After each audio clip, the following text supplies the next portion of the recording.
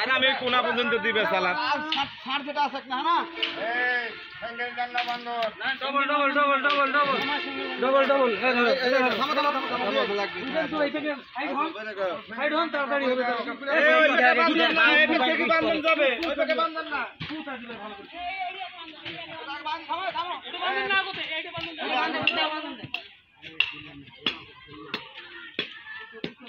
খানো মানুন দেন না আগে এটি বাঁধেন এখন বাঁধেন না ওই মাথাটা বাঁধ গেলে তারপর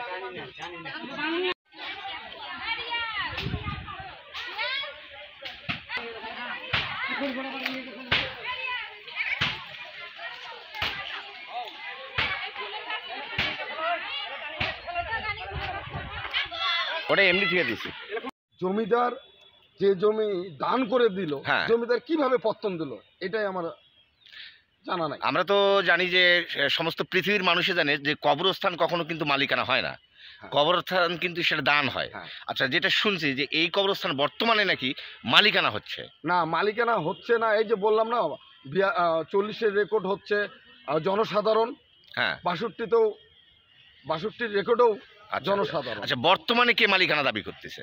বর্তমানে ওই বিগত সময় 17 বছর আওয়ামী লীগের দাপট দেখিয়ে হ্যাঁ। আনারুল কাদের কাগজ করে নিছিল, কাগজ করে কাগজপত্র, নিছে, হ্যাঁ, কাগজ। খাজনা খারিজ করে নিছে।